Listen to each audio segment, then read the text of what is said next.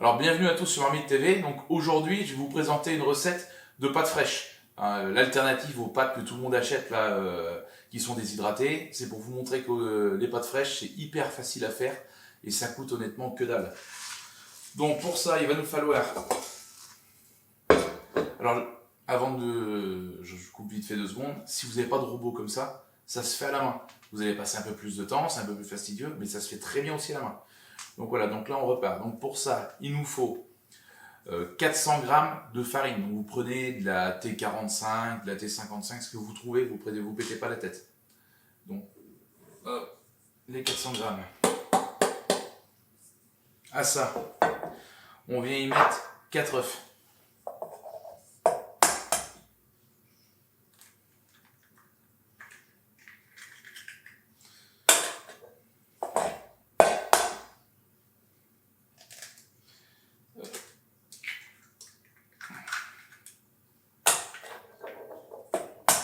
Hop là. Celui-là avec la coquille fragile. Hop. Et voilà. Donc, pour ça, la petite poubelle, c'est bon. Ça, j'ai sorti pour rien, c'était pour faire une poubelle. Voilà. Alors, à suivre, on vient mettre 4 cuillères à soupe d'huile d'olive.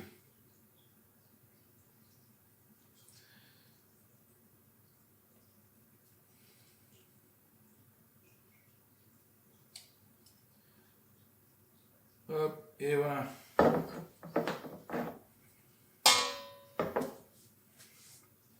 Ça, on range. Et on vient mettre le dernier ingrédient. Vous voyez que c'était très rapide. Vous mettez une petite pincée de sel. Voilà. Une fois que ça c'est fait, on va mettre à battre. Hop. Il n'y a pas besoin de mettre à fond. Vous mettez gentiment. Et ça va se mélanger tranquillement jusqu'à temps que vous allez obtenir une pâte qui va se décoller complètement du bol. Et à ce moment-là, ça sera bon, votre pâte sera faite. Donc là, moi, on en est bientôt rendu au bout.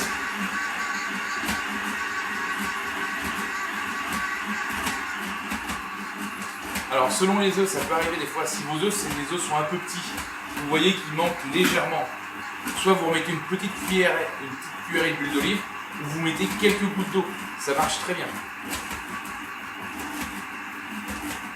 Et vice versa dans l'autre sens, si vous avez des œufs qui sont assez gros et vous voyez que vous trouvez que la pâte est un peu trop humide, vous mettez une toute petite cuillère à soupe de farine, histoire que ça allait compenser. Voilà.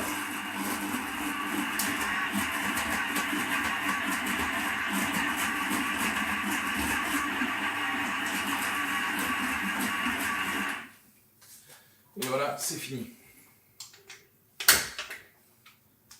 On peut voir, on a une pâte assez élastique et qui colle quasiment pas au doigt, qui se tient bien.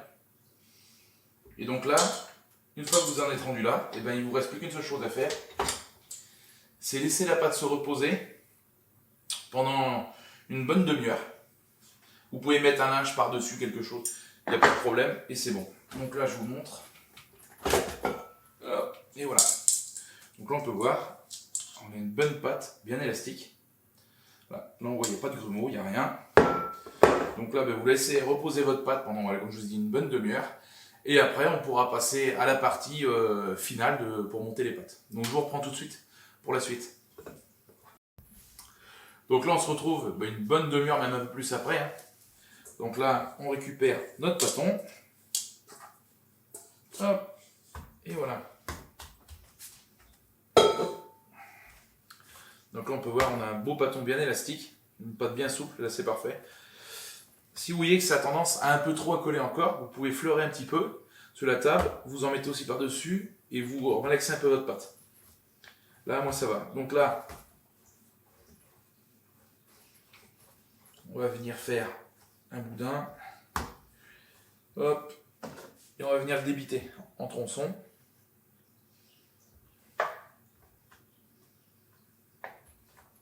Hop. Ça passera tout seul dans la baignoire comme ça. Hop.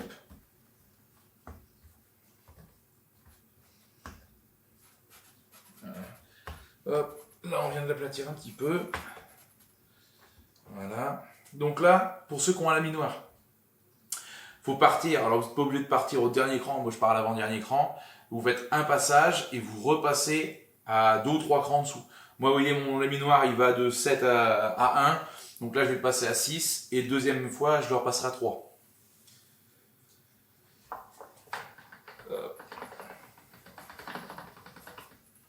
Tac.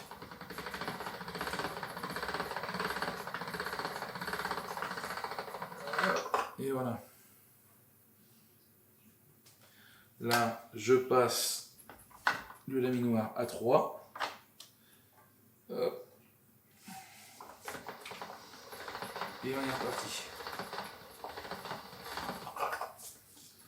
Alors, il faut penser à le faire suivre en dessous.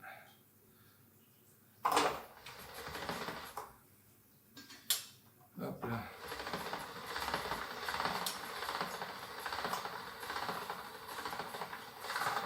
Voilà.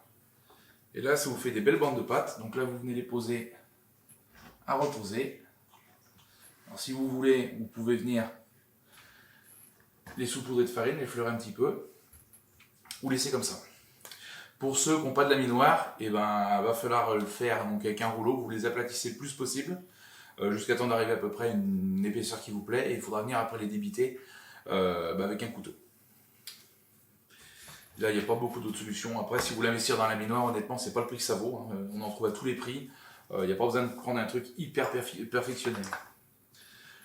Donc là, hop, je le repasse à 6. Alors, vous ne fiez pas au truc de je vous dis, moi je le mets à 6. Mais tout dépend des laminoirs. Il y a des laminoirs qui ont beaucoup plus de, comment ça s'appelle, de crans que le mien. Hop là. Et l'épaisseur, bah après, tout dépend de vous. Si vous avez envie d'avoir des pâtes plus ou moins épaisses, et ben vous adaptez à ce truc-là. Hop là.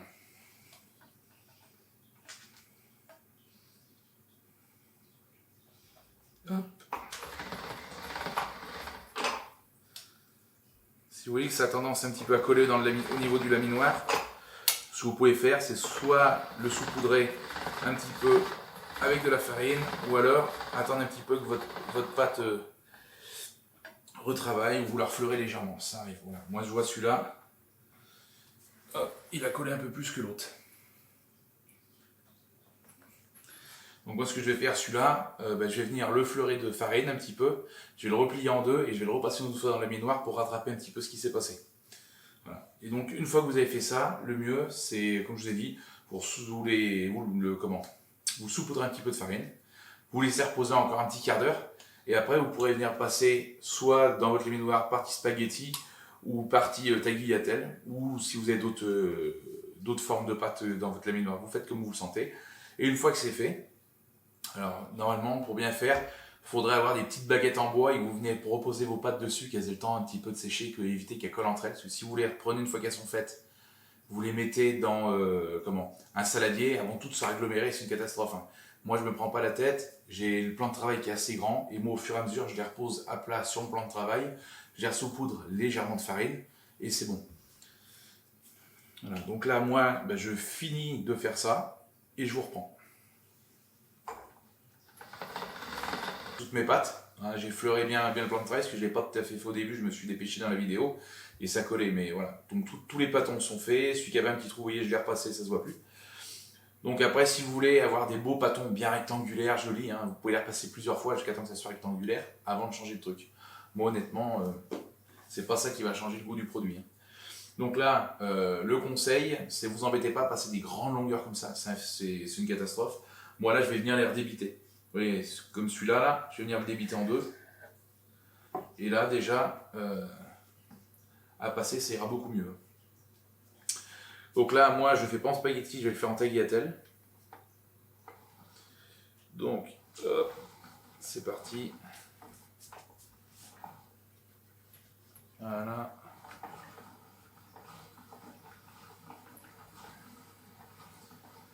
Et voilà. Donc là, je les repose là. Et les tagliatelles sont faites. Alors elles sont pas toutes décollées des fois parfaitement, mais c'est rien. Hein. Vous les prenez, que là ça s'en va. Hein. Allez, tout vient, voilà. Alors je vais vous remontrer, parce que je suis pas sûr, je crois que j'ai fait une connerie, je me suis mis, c'est pas dit que vous m'ayez vu. On va recommencer. Alors je vais en prendre un bout qui est joli. Tac. C'est mon avis. J'ai pas pensé, j'ai dû me mettre hors cadre. Donc, on repasse un bout de pâte dedans. Hop.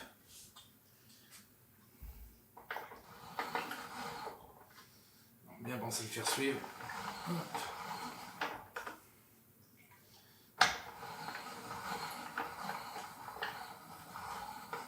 Et voilà. Donc là, ben, vos tagliatelles sont prêtes. Alors, je vais me mettre là, j'espère que vous allez voir. Hop. Voilà, ça les a toutes détachées. Là, on a des belles petites tagliatelles.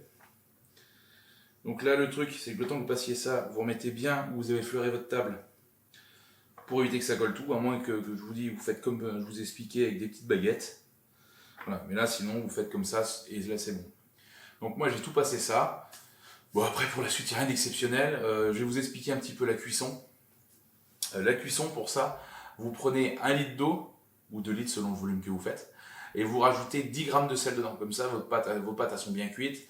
Et là, le temps de cuisson, entre 3 et 5 minutes. 5 minutes, si vous aimez qu'elles sont bien fondantes, vous les mettez 5 minutes. Ça sera parfait. Voilà. Donc ben, j'espère que cette vidéo vous aura plu. N'hésitez pas, donc tous les ingrédients seront comme d'habitude dans la barre des commentaires. N'hésitez pas à vous abonner si ce n'est pas fait, à lâcher un petit pouce bleu. Comme je dis à chaque fois, c'est gratuit. Moi, ça aide énormément la chaîne pour pouvoir se développer.